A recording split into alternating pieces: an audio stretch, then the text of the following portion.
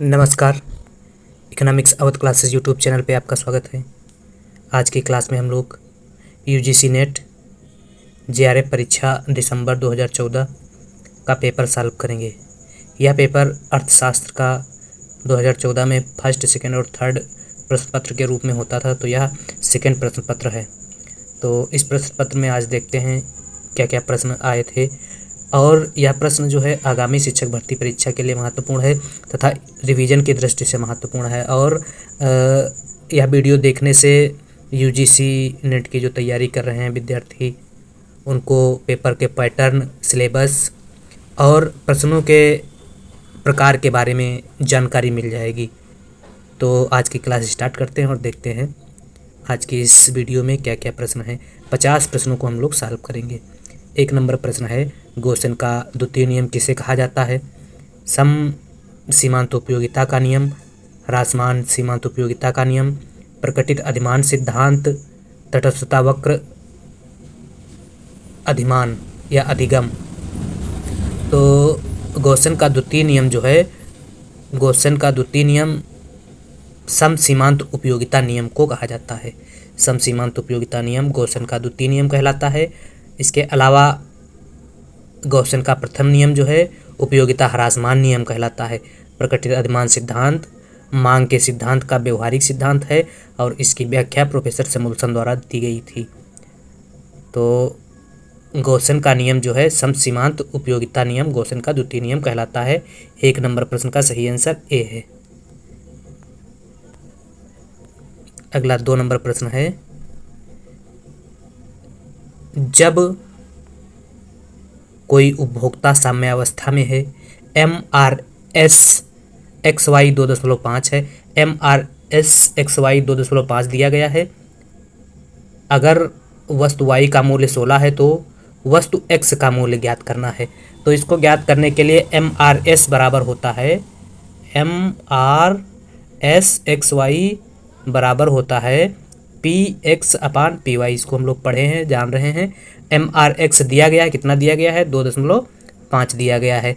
और Y का मूल्य कितना दिया गया है? Y का मूल्य दिया गया है 16। तो PX हमें निकालना है X का मूल्य, तो PX/Y का मूल्य कितना दिया गया है? 16 दिया गया है। तो इसको बटे 1 कर लेंगे, क्रॉस मल्टीप्लिकेशन कर लेंगे, तो PX बराबर हो जाएगा 2.5 इंटू 16। तो 2.5 गुणे 16, तो इसको जब गुणा करेंगे तो PX बराबर 40 आंसर आ जाएगा। यह 40 आंसर आ जाएगा। तो इस प्रकार से 2 नंबर प्रश्न का जो सही आंसर है वह 40 ए ऑप्शन में दिया गया है, तो ए सही हो जाएगा। कैसे सॉल्व होगा? MRS XY बराबर होता है PX/PY, और PX/PY से इसको इस सूत्र की सहायता से या 2 नंबर क्वेश्चन सॉल्व किया जा सकता है। तो इस प्रकार से 2 का सही आंसर ए है। अगला 3 नंबर प्रश्न है, एकाधिकार वाली प्रतिस्पर्धा में निम्नांकित में से कौन सी शर्त दीर्घकालीन साम्य का समर्थन करती है? तो एकाधिकार वाली प्रतिस्पर्धा में जो शर्त दीर्घकालीन साम्य का समर्थन करती है वह है P बराबर MC AR बराबर AC। P बराबर MC AR बराबर AC बी ऑप्शन में दिया गया है। तो 3 नंबर प्रश्न का सही आंसर बी है। अगला 4 नंबर प्रश्न है, पहली बार मूल्य निर्धारण में समय कारकों के महत्व को किसने स्पष्ट किया? Chamberlin, Stigler, Mrs John Robinson, Marshall. तो पहली बार मूल्य निर्धारण में समय तत्व की प्रधानता या समय तत्व के महत्व को स्पष्ट करने वाले अर्थशास्त्री का नाम प्रोफेसर मार्शल है।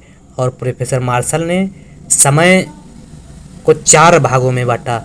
4 भागों में कैसे? अल्पकाल एवं अति अल्पकाल, दीर्घकाल तथा अति दीर्घकाल। इस प्रकार मार्शल समय को 4 भागों में बांटते हैं। और पहली बार मूल निर्धारण में कोई अर्थशास्त्री समय को महत्व देता है तो वह है मार्शल। तो डी ऑप्शन सही है 4 नंबर प्रश्न का। अगला 5 नंबर प्रश्न है, ह्रासमान प्रतिलाभ का नियम तब लागू होता है जब कुल उत्पादन में वृद्धि शुरू हो जाती है, कुल उत्पादन में गिरावट आने लगती है, सीमांत उत्पादन में वृद्धि होने लगती है, सीमांत उत्पादन में गिरावट आने लगती है। ह्रासमान प्रतिलाभ का नियम तब लागू होता है जब, ह्रासमान प्रतिलाभ का नियम कब लागू होता है? जब सीमांत उत्पादन में गिरावट आने लगती है। जब सीमांत उत्पादन घटने लगता है तो घटते प्रतिफल का नियम लागू होता है। इसको आरेख से भी समझा जा सकता है। जैसे यह आरेख जो है यह है टोटल प्रोडक्शन का, टोटल प्रोडक्शन की सहायता से हम लोग एवरेज प्रोडक्शन और मार्जिनल प्रोडक्शन का आरेख भी बना सकते हैं।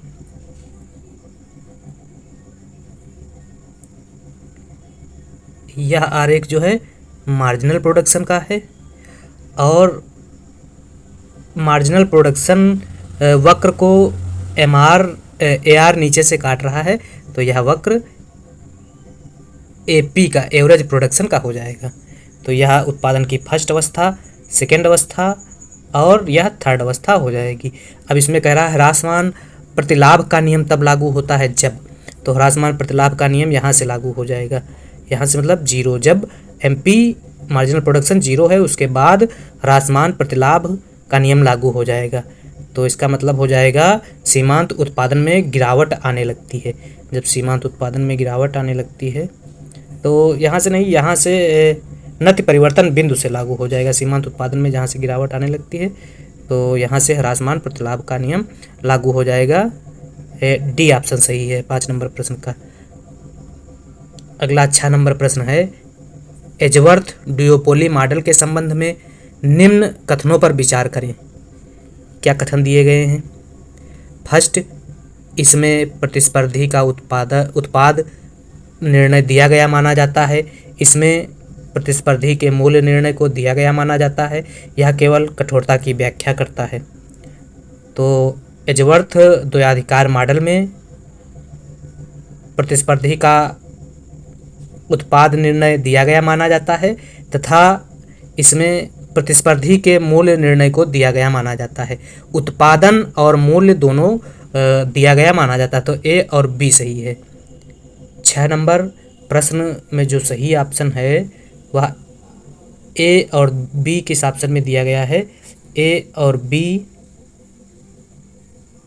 फर्स्ट और सेकंड मतलब B ऑप्शन में दिया गया है, तो B सही है। अगला 7 नंबर प्रश्न है, सार्वजनिक वस्तु की विशेषता होती है। सार्वजनिक वस्तु की क्या विशेषता होती है? सामूहिक उपभोग।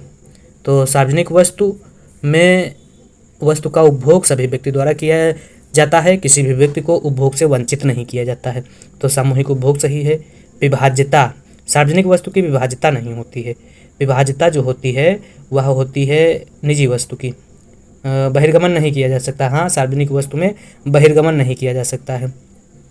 तो और प्रतिस्पर्धी उपभोग निजी वस्तु की होती है। तो सार्वजनिक वस्तु की जो इसमें विशेषताएं दी गई हैं वह फर्स्ट और थर्ड में दी गई हैं।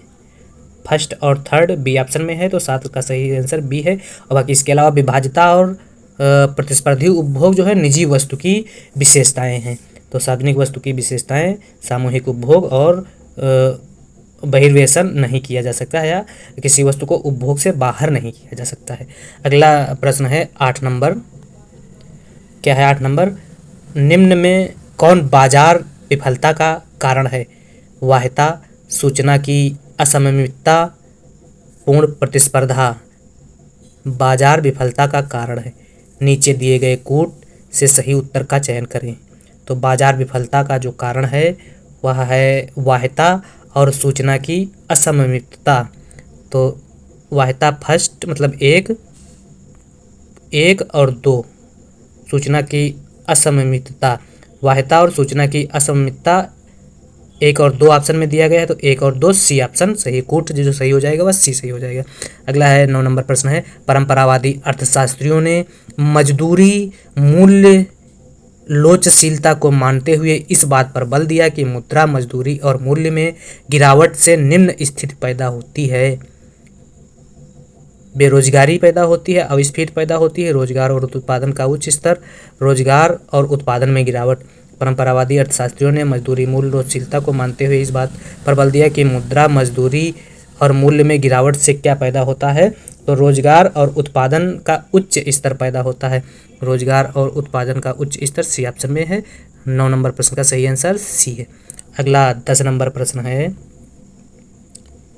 क्या है? ब्याज अभिधारणा का परंपरावादी सिद्धांत है कि बचत और निवेश दोनों निम्न में से एक के फलन है। किसके? परंपरावादी अर्थशास्त्रियों के अनुसार जो ब्याज का सिद्धांत है उसमें बचत और निवेश किसका फलन माना गया है? तो उसमें बचत और निवेश ब्याज दर का फलन माना गया है। परंपरावादी अर्थशास्त्री बचत और निवेश को ब्याज दर का फलन मानते हैं और ब्याज दर डी ऑप्शन में दिया गया है, तो इसलिए 10 नंबर प्रश्न का सही आंसर जो है वह डी हो जाएगा। अगला 11 नंबर प्रश्न है, डिवीजनवरी की सापेक्ष आय अवधारणा यह बताती है कि जैसे जैसे आय बढ़ती है वैसे वैसे उपभोग प्रकार्य वक्र ऊपर की ओर बढ़ता जाता है और इसलिए औसत उपभोग प्रवृत्ति, ऑप्शन ए में दिया गया है, औसत उपभोग प्रवृत्ति बढ़ती है, औसत उपभोग प्रवृत्ति घटती है, औसत उपभोग प्रवृत्ति स्थिर रहती है, औसत उपभोग प्रवृत्ति 1 के बराबर होती है। तो डिवीजनवरी की सापेक्ष आय अवधारणा यह बताती है कि जैसे जैसे आय बढ़ती है वैसे वैसे उपभोग का वक्र जो है ऊपर की ओर बढ़ता जाएगा, इसलिए औसत उपभोग प्रवृत्ति 1 के बराबर हो जाएगी। 1 के बराबर डी ऑप्शन में है, तो 11 नंबर प्रश्न का सही आंसर डी है। 12 नंबर प्रश्न है, निम्न में से किसने कहा था मुद्रास्फीति हर जगह होती है और यह हमेशा ही एक मौद्रिक घटना है? तो ऑप्शन देख लेते हैं, किसने कहा था? James Tobin, James Keynes, Milton Friedman, Anna J Schwartz. तो यह मुद्रास्फीति हर जगह होती है और यह हमेशा एक मौद्रिक घटना है। मिल्टन फ्रीडमैन जो मुद्रावादी अर्थशास्त्री हैं का मानना है, सी ऑप्शन में दिया गया है। इसके अलावा मुद्रास्फीति के संबंध में अर्थशास्त्रियों के कुछ अन्य विचार हैं, उन विचारों को जान लेते हैं। जैसे प्रोफेसर कैगन एक अर्थशास्त्री हैं, उन्होंने मुद्रास्फीति को स्फीति के रूप में मुद्रास्फीति को स्फीति कर के रूप में प्रस्तुत किया। स्फीति कर, कैगन जो है मुद्रास्फीति को स्फीति कर के रूप में प्रस्तुत करते हैं। इसके अलावा रॉबर्ट मुंडेल मुद्रास्फीति को सरकारी व्यय को प्रोत्साहित करने वाले कारक के रूप में प्रस्तुत करते हैं। रॉबर्ट मुंडेल मुद्रास्फीति को सरकारी व्यय को प्रोत्साहित करने वाले कारक के रूप में प्रस्तुत करते हैं। यह मुद्रास्फीति के जो संबंध में महत्वपूर्ण अर्थशास्त्रियों के विचार हैं, इनके विचार कभी कभी एग्जाम में पूछ लेता है एग्जामिनर। बाकी इसके अलावा आर.एन. भार्गव मुद्रास्फीति को आनुपातिक कर के रूप में प्रतिपादित करते हैं। Professor SN. लाल जो इलाहाबाद विश्वविद्यालय के अर्थशास्त्र विभाग में प्रोफेसर थे, इन्होंने मुद्रास्फीति को प्रतिगामी कर के रूप में प्रतिपादित किया, प्रोफेसर एस.एन. लाल जी ने। इसके अलावा वकील तथा ब्रह्मानंद मुद्रास्फीति की तुलना डाकू से करते हैं। यह बहुत पूछा जाता है कि मुद्रास्फीति की तुलना डाकू से किस अर्थशास्त्री ने की? तो वकील एवं ब्रह्मानंद ने की। मुद्रास्फीति की डाकू से तुलना इसलिए करते हैं, बताते हैं कि जो अदृश्य रहता है, मुद्रास्फीति अदृश्य रहता है, डाकू तो धनी को लूटता है पर मुद्रास्फीति गरीब व्यक्ति को लूटती है, इसलिए वकील एवं ब्रह्मानंद मुद्रास्फीति की तुलना डाकू से कर देते हैं। अगला प्रश्न है 13 नंबर प्रश्न। 13 नंबर क्या है? त्वरित का निम्न में से किससे निकट संबंध है? त्वरक का किससे निकटतम संबंध पाया जाता है? ब्याज दर, रहतिया, बेकार पड़ी क्षमता, प्रेरित निवेश। तो त्वरक का जो निकटतम संबंध है वह प्रेरित निवेश से है। प्रेरित निवेश डी ऑप्शन में दिया गया है, तो इसलिए डी सही आंसर हो जाएगा 13 नंबर प्रश्न का।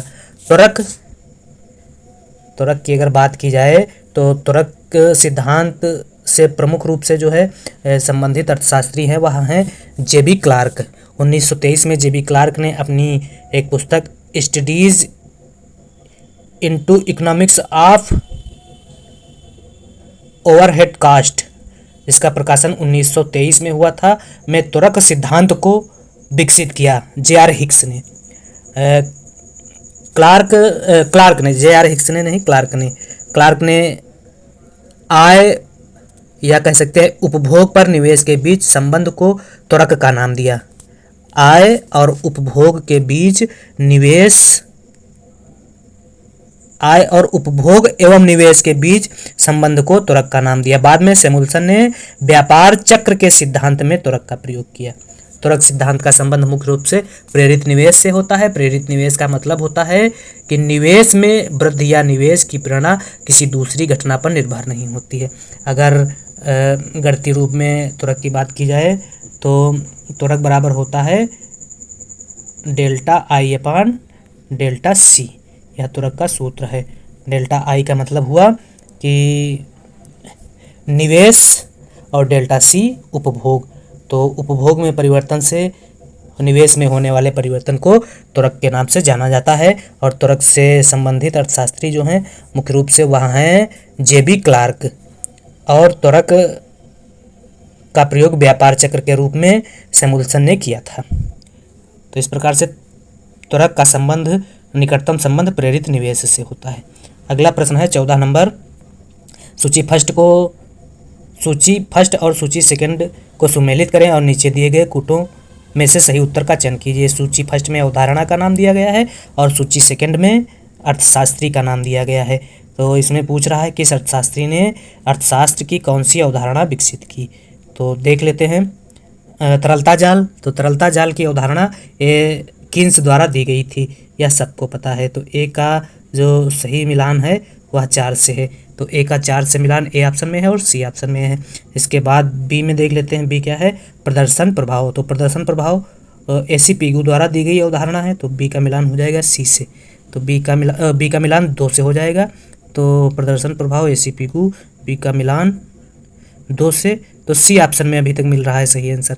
बाकी सी देख लेते हैं। स्थायी आय परिकल्पना मिल्टन फ्रीडमैन द्वारा दी गई अवधारणा है, 1 हो जाएगा। और संपदा प्रभाव, तो संपदा प्रभाव जो है वह ड्यूजनबरी द्वारा दी गई अवधारणा है।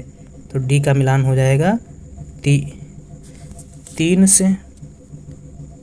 तो 4 2 1 3 तो कहीं कुछ गड़बड़ हो गई है। तरलता प्रभाव का सिद्धांत, तरलता जाल का सिद्धांत जेम्स कीन्स ने दिया। प्रदर्शन प्रभाव ड्यूजनबरी का है। प्रदर्शन प्रभाव जेम्स ड्यूजनबरी देते हैं, 3 से हो जाएगा। बी 3 से मिलेगा। और सी का मतलब स्थायी आय परिकल्पना। स्थायी आय परिकल्पना मिल्टन फ्रीडमैन द्वारा दी गई अवधारणा है। और संपदा प्रभाव, तो संपदा प्रभाव एसी पिगू द्वारा दी गई अवधारणा है। तो इस प्रकार से 4 3 1 2 4 3 1 2 ए ऑप्शन में है। ए सही है 14 नंबर प्रश्न का सही आंसर। अगला 15 नंबर प्रश्न है। मौद्रिक नीति की प्रभावशीलता के संबंध में कीन्स के विचार से निम्न में से कौन सा कथन मेल नहीं खाता है? कौन सा कथन मेल नहीं खाता है? मुद्रा वेग तुलनात्मक रूप से स्थिर है। बी में क्या है? मुद्रा की मांग अस्थिर है। मुद्रा की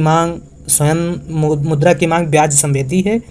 निवेश की मांग अस्थिर है। तो मुद्रा की मांग जो है ब्याज संवेदी है, इसलिए 15 नंबर प्रश्न में सही आंसर सी है। अगला 16 नंबर क्वेश्चन है। 16 नंबर क्वेश्चन में क्या है? निम्न में से कौन सा कथन सही है? ऑप्शन ए, छुटपुट अल्प मूल्य विक्रय वस्तुओं के स्टॉक को हटाने के लिए विदेशी बाजार में उनको कम कीमत पर बेचना है। बी, आक्रामक अल्प मूल्य विक्रय शुरुआत में घाटे में बेचकर प्रतिस्पर्धियों को बर्बाद करना और उन्हें हटाने के पश्चात उत्पादों को उच्च मूल्य पर बेचना है। सी, सतत अल्प मूल्य विक्रय घरेलू बाजार और विदेशी बाजार में मांग की लोच में अंतर के कारण वस्तुओं को विदेशी बाजार में कम मूल्य पर बेचना है। तो इसमें जो सही आंसर है, सही कथन सारे हैं, ए बी सी तीनों सही हैं, तो इसलिए डी सही हो जाएगा। अगला प्रश्न है 17 नंबर। तुलनात्मक लाभ सिद्धांत के अनुसार निम्नलिखित स्थिति में अंतर्राष्ट्रीय व्यापार नहीं होगा। किस स्थिति में अंतर्राष्ट्रीय व्यापार नहीं होगा? तो ऑप्शन ए, कोई देश दोनों ही उत्पादों के उत्पादन में दक्ष हो। कोई देश दोनों ही वस्तुओं के उत्पादन में अदक्ष है। दोनों देशों में दोनों ही उत्पादों की अवसर लागत समान है। तो जब दोनों ही देशों में दोनों ही उत्पादों की अवसर लागत समान होगी तो तुलनात्मक लाभ के अंतर्गत अंतर्राष्ट्रीय व्यापार नहीं होगा। 17 का सही आंसर सी। अगला 18 नंबर प्रश्न है। प्रशुल्क के अधिरोपण से निम्न में से क्या होगा? ऑप्शन ए, व्यापार शर्त में ह्रास होगा। बी, व्यापार शर्त में सुधार होगा। सी, व्यापार शर्त में कोई सुधार नहीं होगा। डी, उपरोक्त में से कोई नहीं। तो प्रशुल्क के अधिरोपण से व्यापार शर्त में ह्रास और व्यापार शर्त में सुधार दोनों हो सकता है, तो ए और बी दोनों सही 18 का। अगला, हालांकि यह ऑप्शन में किसी दिया ही नहीं है, तो इसके ज़्यादा सही होने के चांस ए के होंगे। अगला है 19 नंबर प्रश्न है, मुक्त विनिमय दर प्रणाली के अंतर्गत किसी राष्ट्र के भुगतान संतुलन खाते में कमी निम्न द्वारा स्वतः ही पूरी की जाती है। किसके द्वारा? उसकी मुद्रा के मूल्य ह्रास से, उसकी मुद्रा के मूल्य वृद्धि से, घरेलू मुद्रा स्फीति से, अविस्फीति और राष्ट्रीय आय में वृद्धि से। तो मुक्त विनिमय दर प्रणाली के अंतर्गत किसी राष्ट्र के भुगतान संतुलन खाते में कमी निम्न द्वारा स्वतः ही पूरी हो जाती है, उसकी मुद्रा के मूल्य ह्रास से। ए सही है 19 नंबर का आंसर। अगला 20 नंबर प्रश्न है, maastricht संधि से निम्न में से किसका सृजन हुआ? यूरोपीय संसद का, यूरो का, यूरोपीय न्यायालय का, यूरोपीय संघ का। तो maastricht संधि से यूरोपीय संघ का सृजन हुआ। 7 फरवरी 1992 को यूरोपीय समुदाय के मध्य हुए समझौते को maastricht संधि के नाम से जाना जाता है। इसके परिणाम स्वरूप यूरोपीय संघ का उदय हुआ। वर्तमान में यूरोपीय संघ के सदस्य देशों की अगर बात की जाए तो 27 सदस्य देश है, और इन 27 देशों में 29 राष्ट्रों ने या 29 सदस्य देशों ने यूरो को अपनी आधिकारिक मुद्रा घोषित की है। तो इस प्रकार से maastricht संधि का संबंध जो है वह यूरोपीय संघ से है। अगला है 21 नंबर प्रश्न है, मुंडेल के अनुसार साधनों की इकाई लागत में शुरुआती अंतर के कारण भुगतान संतुलन में असंतुलन आता है। 22 आर क्या है? वस्तुओं के निर्बाध आवाजाही से दो देशों के भुगतान संतुलन में होने वाला असंतुलन सही होगा। दोनों कथनों के संदर्भ में निम्न में से कौन सा सही है? तो इसमें जो सही है वह ए सही है, आर गलत है। ए सही है, आर गलत है, सी ऑप्शन दिया गया है। अगला 22 नंबर, स्टोल्पर सैमुअल्सन प्रमेय के अनुसार राष्ट्र द्वारा अध्यारोपित प्रशुल्क द्वारा देश की वास्तविक आय में निम्न में से क्या होता है? प्रचुर साधन की आय बढ़ती है, दुर्लभ साधन की आय बढ़ती है, दुर्लभ साधन की आय घटती है। ए तथा बी दोनों सही हैं। तो स्टोल्पर सैमुअल्सन प्रमेय के अनुसार राष्ट्र द्वारा अध्यारोपित प्रशुल्क द्वारा देश की वास्तविक आय में जो है वह दुर्लभ साधन की आय बढ़ती है। दुर्लभ साधन की आय बढ़ती है, बी ऑप्शन में दिया गया है, तो बी सही है 22 नंबर। अगला 23, संदर्भी योजना क्या है? ऑप्शन ए योजना का समग्र मूल्यांकन, बी विभिन्न क्षेत्रों में योजना की समीक्षा, सी विगत अनुभवों का अवलोकन और उस आलोक में भविष्य की समीक्षा, डी देश में विकास की दीर्घावधि जरूरतों को पूरा करने हेतु भविष्य की योजना तैयार करना। तो संदर्भी योजना देश में विकास की दीर्घावधि को पूरा करने हेतु भविष्य की योजना तैयार करना, डी सही है। अगला है वर्ष 1944 में भारत के लिए जनता योजना किसने तैयार की? तो वर्ष 1944 में भारत के लिए जनता योजना की जो तैयारी है वह प्रोफेसर M.N. राय द्वारा की गई थी, और M.N. राय बी ऑप्शन में दिया गया है। 24 का सही आंसर बी। अगला 25 नंबर प्रश्न है, ट्रिकल डाउन रणनीति लागू होती है। तो ट्रिकल डाउन रणनीति जो है वह बढ़ते हुए सकल राष्ट्रीय उत्पाद के द्वारा निर्धनता निवारण में लागू होती है। ये सही है 25 नंबर प्रश्न का आंसर। अगला जो ट्रिकल डाउन सिद्धांत की अगर बात की जाए तो वह सिद्धांत जिसके तहत उच्च आर्थिक विकास जो है वह ऊपर से छनकर समाज के नीचे पायदान पर बैठे लोगों तक भी पहुंच सके, उसे ही क्या कहते हैं? ट्रिकल डाउन सिद्धांत। जो आर्थिक विकास हो रहा है उस आर्थिक विकास का लाभ जो है ऊंचे पायदान के लोगों के साथ साथ जब नीचे पायदान के लोगों के पास भी पहुंच जाए तो ऐसी स्थिति को ही ट्रिकल डाउन कहा जाता है। यह उच्च वर्ग हो जाएगा और यह निम्न वर्ग हो जाएगा, और उच्च वर्ग से जो लाभ हो वह निम्न वर्ग की तरफ रिसकर पहुंच जाए तो उसे ट्रिकल डाउन सिद्धांत कहते हैं। और यहाँ 27 नंबर क्वेश्चन में यही पूछा गया है। तो इसमें बता सकते हैं कि बढ़ते हुए सकल राष्ट्रीय उत्पाद के द्वारा निर्धनता निवारण या निर्धनता को कम करना ये ट्रिकल डाउन रणनीति कहलाती है। तो 25 का सही आंसर ए है। अगला 26 नंबर प्रश्न है, विकास के निम्न दृष्टिकोणों का उनके आविर्भाव के काल क्रमानुसार सही क्रम क्या है? तो विकास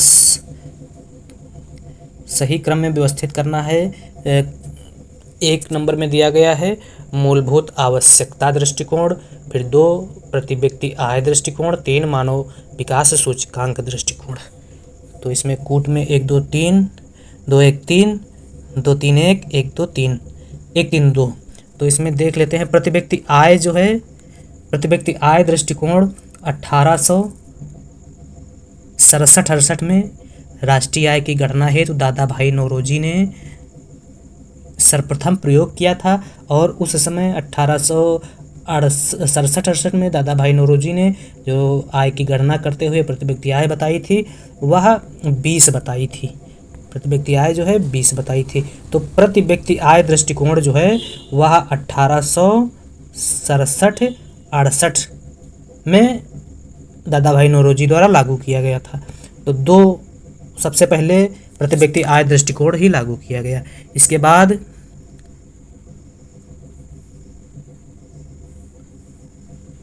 मूलभूत आवश्यकता कार्यक्रम प्रयोग किया गया। मूलभूत आवश्यकता कार्यक्रम, तो मूलभूत आवश्यकता कार्यक्रम जो है वह प्रयोग किया गया विश्व बैंक द्वारा 1970 में। 1970 में विश्व बैंक द्वारा मूलभूत आवश्यकता कार्यक्रम प्रयोग किया गया और 6 मूलभूत आवश्यकताएं बताई गई, जिसमें शिक्षा, स्वास्थ्य, खाद्य, स्वच्छता, जलापूर्ति और आवास को लिया गया। और मानव विकास सूचकांक जो है 1990 में यूएनडीपी द्वारा प्रस्तुत किया गया और मानव विकास सूचकांक के आयामों में स्वास्थ्य, शिक्षा और आय को लिया गया। तो पहले नंबर पे हो जाएगा, क्या हो जाएगा पहले नंबर पे? प्रति व्यक्ति आय मतलब 2।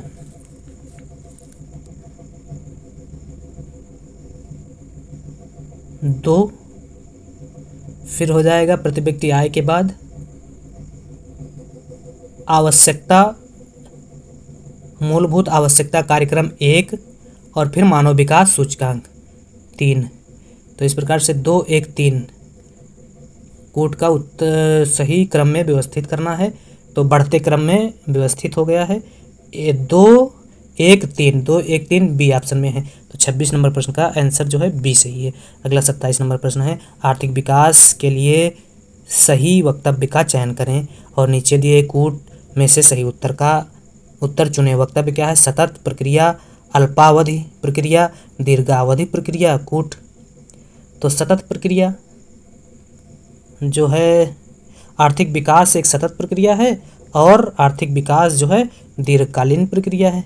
सतत है और दीर्घकालीन है, मतलब फर्स्ट और थर्ड जिस ऑप्शन में सही होगा बी में सही है। 27 का सही आंसर बी हो जाएगा। अगर आर्थिक समृद्धि के विशेषताओं की बात की जाए तो आर्थिक समृद्धि एक सतत प्रक्रिया है। आर्थिक समृद्धि एक घटकीय संकल्पना है, मात्रात्मक संकल्पना है तथा आर्थिक समृद्धि का बेहतर माप वास्तविक प्रति व्यक्ति आय है। और आर्थिक समृद्धि के दौरान अर्थव्यवस्था में नवीनता का सृजन नहीं होता। इस प्रकार से आर्थिक समृद्धि एक परिमाणात्मक संकल्पना है। इसमें आर्थिक चरों को शामिल किया जाता है जिसका परिणाम मापना संभव हो, जबकि आर्थिक विकास परिमाणात्मक के साथ साथ गुणात्मक संकल्पना भी है। आर्थिक विकास की धारणा आर्थिक समृद्धि की धारणा से अधिक व्यापक है। आर्थिक विकास सामाजिक, सांस्कृतिक, आर्थिक, गुणात्मक एवं परिमाणात्मक परिवर्तन में संबंध की बात करता है। मतलब आर्थिक विकास गुणात्मक कह सकते हैं, आर्थिक या गैर आर्थिक दोनों चरों की बात करता है, लेकिन आर्थिक समृद्धि सिर्फ आर्थिक चरों की बात करता है। तो इस प्रकार से आर्थिक विकास सतत और दीर्घकालीन प्रक्रिया के अंतर्गत आता है। तो इस प्रकार बी सही हो जाएगा। फर्स्ट और थर्ड जिस ऑप्शन में दिया हुआ सही है। अगला है, निम्नलिखित में से कौन अर्थशास्त्री विकास के डिपेंडेंसी सिद्धांत के प्रतिपादक है? नीचे दिए गए कूट से चयन करें। तो विकास के डिपेंडेंसी या निर्भरता सिद्धांत के प्रतिपादक जो है वह है आंद्रे गुंथर फ्रैंक और राल्फ रेबिस। सेकंड और थर्ड, तो सेकंड और थर्ड बी ऑप्शन में है, तो बी सही है 28 का। अगला 29 नंबर प्रश्न है, नियोक्लासिकल विकास मॉडल के बारे में क्या सही है? फर्स्ट, ब्याज दर तथा लाभ लोचशील हैं, पूंजी असमांगी है, पूर्ण प्रतिस्पर्धा होती है, पूंजी तथा श्रम प्रतिस्थापित किए जा सकते हैं। तो ब्याज के नियोक्लासिकल मॉडल की अगर बात की जाए तो इसमें ब्याज दर तथा लाभ लोचशील हैं, फर्स्ट सही है। नियोक्लासिकल मॉडल में ब्याज दर तथा लाभ को लोचशील माना गया है, पूर्ण प्रतिस्पर्धा होती है, थर्ड, और पूंजी तथा श्रम प्रतिस्थापित किए जा सकते हैं। तो फर्स्ट, थर्ड और फोर्थ सही है। 29 का सही आंसर जो है फर्स्ट, थर्ड, फोर्थ। तो फर्स्ट और थर्ड फोर्थ किस ऑप्शन में है? First, third, fourth C option में है। 29 का सही आंसर सी। अगला 30 नंबर क्वेश्चन, वर्ष 2013-14 में भारत के 3 शीर्ष व्यापारिक भागीदार, तो 13-14 में शीर्ष व्यापारिक भागीदार हैं वह संयुक्त अरब अमीरात, संयुक्त राज्य अमेरिका और चीन थे। सी ऑप्शन सही है। और अगर वर्तमान में भारत के 3 शीर्ष व्यापार भागीदार की बात की जाए तो चीन, अमेरिका और संयुक्त अरब अमीरात है। चीन पहले नंबर पे सबसे बड़ा व्यापारिक भागीदार चीन, फिर अमेरिका, फिर संयुक्त अरब अमीरात और फिर सऊदी अरब, फिर रूस है। अगला 31 नंबर है, निम्नलिखित में से कौन सा घाटा युग्म भारतीय अर्थव्यवस्था के लिए सर्वाधिक महत्वपूर्ण है? तो भारतीय अर्थव्यवस्था के लिए सर्वाधिक महत्वपूर्ण घाटा देख लेते हैं कौन सा है। ए, राजकोषीय घाटा और राजस्व घाटा और प्राथमिक घाटा, बजट घाटा और राजकोषीय घाटा, चालू खाता घाटा और राजकोषीय घाटा। तो भारतीय अर्थव्यवस्था के लिए सर्वाधिक महत्वपूर्ण है चालू खाता घाटा और राजकोषीय घाटा। तो चालू खाता घाटा तथा राजकोषीय घाटा को कैनेथ एरो ने जुड़वा घाटा कहा है और यह जुड़वा घाटा भारतीय अर्थव्यवस्था के लिए महत्वपूर्ण है, इसलिए 31 का सही आंसर डी है।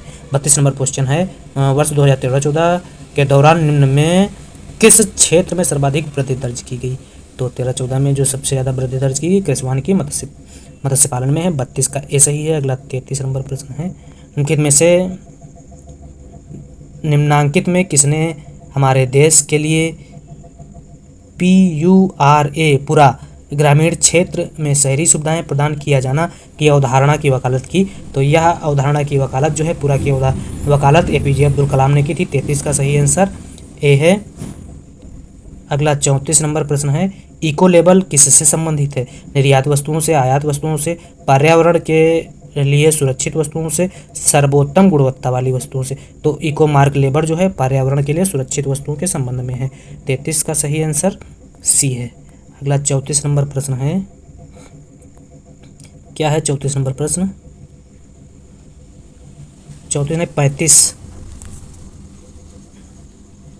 35 नंबर में क्या है?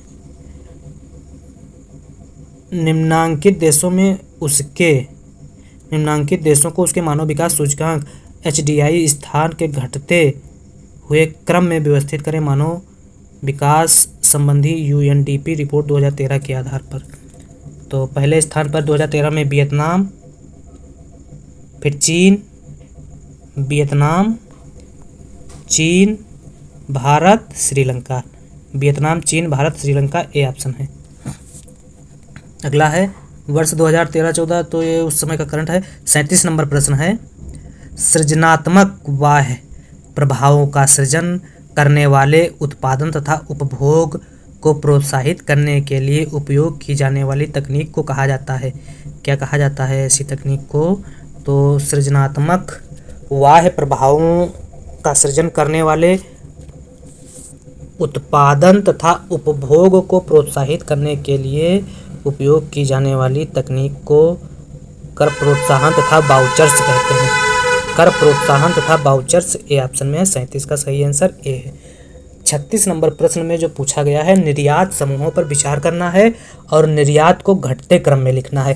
तो इसमें हम जो नया डाटा अध्ययन कर लेते हैं, 2023-24 में निर्यात के घटते क्रम में जो वस्तुएं थी, पहले स्थान पर पेट्रोलियम उत्पाद थी, दूसरे स्थान पर मतलब सबसे ज़्यादा निर्यात जो है पेट्रोलियम उत्पाद का होता था, दूसरे स्थान पर मोती, बहुमूल्य रत्न एवं आभूषण निर्यात होते थे, तीसरे स्थान पर लौह अयस्क और चौथे स्थान पर दवा फार्मुलेशन का निर्यात होता था। इसी प्रकार से अगर 2023-24 में आयात की बात की जाए तो आयात के मामले में सबसे ज़्यादा आयात जो है वह पेट्रोल का होता है। इसके बाद सोना, फिर पेट्रोलियम उत्पाद। पेट्रोल में जो होता है वह क्रूड ऑयल का होता है, फिर सोना, फिर पेट्रोलियम उत्पाद और फिर कोयले का आयात होता है। तो 2023-24 में निर्यात घटते क्रम में और आयात घटते क्रम में निर्यात सबसे ज़्यादा जो है पेट्रोलियम उत्पाद का, फिर मोती बहुमूल्य रत्न का, फिर लौह अयस्क का और फिर दवा फार्मुलेशन का। इसी प्रकार से आयात सबसे ज़्यादा पेट्रोलियम या क्रूड ऑयल का, सोना का, पेट्रोलियम उत्पाद का और कोयला का होता था। इसी प्रकार से अगर 3 शीर्ष निर्यातक देशों की बात की जाए और 3 शीर्ष आयातक देशों की बात की जाए, निर्यात और ये आयात, 3 शीर्ष निर्यातक देशों में पहला देश यूएसए है निर्यात में, संयुक्त अरब अमीरात यूएई है दूसरे नंबर पे, और तीसरे नंबर पे चीन है निर्यात में। सबसे ज़्यादा निर्यात जो है वह यूएसए को, सेकेंड नंबर पे संयुक्त अरब अमीरात को और थर्ड नंबर पे चीन को होता है। सबसे ज़्यादा आयात कहाँ से होता है तो भारत में सबसे ज़्यादा आयात चीन से होता है, सेकेंड नंबर पे संयुक्त अरब अमीरात यूएई को होता है, यूएई से होता है, और तीसरे नंबर पे यूएसए से होता है। यूएई संयुक्त अरब अमीरात आयात और निर्यात दोनों मामले में दूसरे नंबर पे है। अगला प्रश्न है 37 नंबर प्रश्न है। तो इसमें 37 नंबर में कर प्रोत्साहन तथा वाउचर्स होगा, ये सही है। अगला 38 नंबर प्रश्न में क्या है, 38 नंबर प्रश्न है एडम स्मिथ द्वारा कराधान के लिए किन नियमों का प्रतिपादन किया गया। तो एडम स्मिथ ने कराधान के लिए समता, निश्चितता, सुविधा और मितव्ययता, समता, निश्चितता, सुविधा तथा मितव्ययता का प्रतिपादन किया। बी ऑप्शन सही है 38 में। 39 में पिकाक वाइजमैन अवधारणा में वर्णित विस्थापन प्रभाव का अर्थ है। पिकाक वाइजमैन अवधारणा में जो प्रचलित विस्थापन प्रभाव का अर्थ है उसका मतलब होता है लोक व्यय तथा कराधान के पुराने रुझानों से नए तथा उच्चतर स्तर की ओर गमन करना, बी ऑप्शन है। 40 नंबर प्रश्न है किसी परिसंघ की सर्वाधिक महत्वपूर्ण विशेषता है। केंद्र तथा राज्य सरकारों के कार्यों तथा संसाधनों के बीच पूर्ण मिलान, केंद्र तथा राज्य सरकारों के कार्यों तथा संसाधनों के बीच तदनुरूपता नहीं होना, राज्यों पर केंद्र की सर्वोच्चता, उपरोक्त में से कोई नहीं। तो किसी परिसंघ की सर्वाधिक महत्वपूर्ण विशेषता केंद्र तथा राज्य सरकारों के कार्यों तथा संसाधनों के बीच तदनुरूपता नहीं होना है। राज्यों पर केंद्र की सर्वोच्चता, परिसंघ की सबसे महत्वपूर्ण विशेषता। तो परिसंघ की सबसे महत्वपूर्ण विशेषता जो है केंद्र का सर्वोच्च होना है। केंद्र का सर्वोच्च होना सी ऑप्शन में दिया गया है। अगला, केंद्र में वित्तीय समेकन किया जा सकता है। तो केंद्र में जो वित्तीय समेकन है वह कर सकल घरेलू उत्पाद अनुपात में वृद्धि, कर तथा सब्सिडी को युक्त संगत बनाकर किया जा सकता है। केंद्र में वित्तीय समेकन कर सकल घरेलू उत्पाद अनुपात में वृद्धि कर तथा सब्सिडी को युक्तिसंगत बनाकर किया जा सकता है। 41 सी सही है। 42 नंबर प्रश्न है निम्नांकित रिपोर्ट को कालक्रमानुसार व्यवस्थित करें। तो ये जो रिपोर्ट है इनको कालक्रमानुसार व्यवस्थित करना है। प्रत्यक्ष कर जांच समिति अंतिम रिपोर्ट।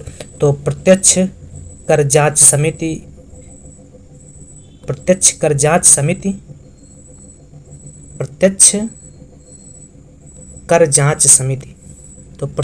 जांच समिति 1953 में बनाई गई सरकार द्वारा। फिर इसके बाद कर संरचना को युक्त संगत तथा सरल बनाए जाने संबंधी अंतिम रिपोर्ट। तो कर सुधार सर्वेक्षण रिपोर्ट 1956 में आई।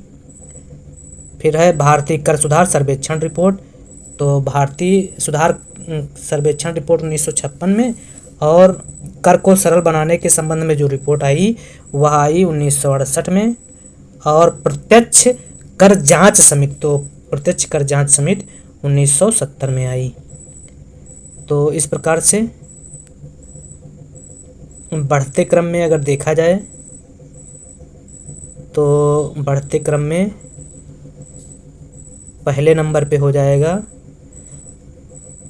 कर जांच आयोग। कर जांच आयोग, कर जांच आयोग, कर जांच आयोग 1953। 4, तो पहले नंबर पे 4 है। दूसरे नंबर पे हो जाएगा कर सुधार सर्वेक्षण रिपोर्ट, तो कर सुधार सर्वेक्षण रिपोर्ट 3 हो जाएगा। और फिर अगले नंबर पे हो जाएगा कर संरचना को सरल बनाना 2, कर संरचना को सरल बनाना 2, कर संरचना को सरल बनाना मतलब 1968 और 2 हो जाएगा। इसके बाद 1 हो जाएगा प्रत्यक्ष कर जांच समिति 1970। तो यह बढ़ते क्रम में हो जाएगा। इस प्रकार से ये सही है। अगला है भारतीय संविधान में राज्य सूची सेकंड में करों की सही पहचान करें। कोटों का सही उत्तर चुनना है। तो इसमें कौन सा कर जो है राज्य सूची की सेकंड अनुसूची में शामिल है। तो राज्य सूची की सेकंड अनुसूची में शामिल जो कर हैं वह हैं विलासिता वस्तुओं पर कर, विलासिता वस्तुओं पर कर 43A, विनिमय बिलों चेकों और प्रामिसरी नोट्स के संदर्भ में स्टाम्प शुल्क की दर 3rd और तंबाकू के उत्पाद पर शुल्क। तो 4th, तो 2nd, 3rd और 4th, 2nd, 3rd, 4th D option में दिया गया, डी सही है। अगला है 44 नंबर एक मुश्त अनुदान का तात्पर्य है। तो एक मुश्त अनुदान का तात्पर्य एक विशेष उद्देश्य हेतु प्रदान अनुदान जिसे मात्र उसी उद्देश्य के लिए व्यय किया जा सकता हो। सी, अनुदान का मतलब होता है कि एक विशेष उद्देश्य हेतु प्राप्त अनुदान जिसे मात्र उसी उद्देश्य के लिए व्यय किया जा सकता हो। सी सही है। 44। 45 लैस्पेयर और पासे के सूचकांक का गुणोत्तर माध्य प्रदान करता है। तो लैस्पेयर और पासे का सूचकांक का गुणोत्तर माध्य जो है वह फिशर का सूचकांक प्रदान करता है। ए सही है। अगला अभिकथन फर्स्ट, अभिकथन ए, चल औसत पद्धति का प्रयोग समय श्रृंखला की प्रवृत्ति का आकलन करने हेतु किया जा सकता है। तर्क आर, चल औसत समय श्रृंखला में उतार चढ़ाव को निष्कोणित बनाने का एक साधन है। निम्नांकित दिए गए कूटों में से सही कूट का चयन कीजिए। तो इसमें जो सही कूट है ए और आर दोनों सही है। आर ए की सही व्याख्या है, ए सही है। अगला 1 - बीटा सही आंसर हो जाएगा। और अगला जो प्रश्न है वह है 48 नंबर। इसमें क्या रहा है, एक आवृत्ति वितरण जिसका प्रमाप विचलन 15.8 है, जिसकी माध्यिका उसके माध्य से 4 अधिक है, तो इसका विषमता गुणांक कितना होगा। तो माध्यिका उसके माध्य से 4 अधिक है, तो माना माध्य बराबर x हो जाएगा। इसको सॉल्व कर लेते हैं। तो माना माध्य बराबर x हो जाएगा, तो माध्यिका हो जाएगी x बार प्लस 4 हो जाएगी। तो कार्ल पियर्सन का विषमता गुणांक 3x बार माइनस m अपान म्यू, तो 3x बार माइनस x बार माइनस 4 हो जाएगा। तो हो जाएगा 15.8 हो जाएगा। तो इसको जब आगे बढ़ाएंगे तो यह हो जाएगा 3 × -4, तो 15/15.8 तो हो जाएगा 12 हो जाएगा बटे 15.8। तो इसको जब काटेंगे तो 0.76 आएगा प्लस का, प्लस, हाँ प्लस का आएगा, बी ऑप्शन सही हो जाएगा। अगला प्रश्न है क्या है, इसमें दिया गया 3 सिक्कों को एक साथ उछाला जाता है। इन सिक्कों के 2 चित और एक पट होने की प्रायिकता होगी। तो जब 3 सिक्कों को उछाला जाता है तो दो चित और दो चित का मतलब 2 बार H, दो चित 2H तथा पट का मतलब T 3 बार आ सकते हैं। तो 2 चित तथा 3 पट आने की प्रायिकता क्या होगी? तो इसको जब उछाला जाएगा तो H एक सिक्का ऐसे आएगा, फिर H हेड आएगा, फिर टेल आएगा। 3 सिक्के उछाले जाने की प्रायिकता है। फिर ये 8 ऐसी संभावनाएं बनेंगी और फिर जब उछाला जाएगा तो H हेड टेल हेड, फिर tail head head, tail tail tail tail tail tail,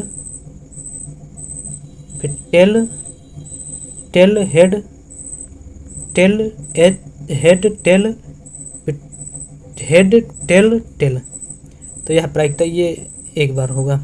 तो इसमें पूछा गया है कि 2 चित और 3 पट। तो इसमें अब देख लेते हैं 2 चित किसमें है। 2 चित का मतलब 2H, तो 2H किसमें है? तो 2H इसमें हो जाएंगे, एक और एक इसमें 2 और इसमें एक, इसमें 3।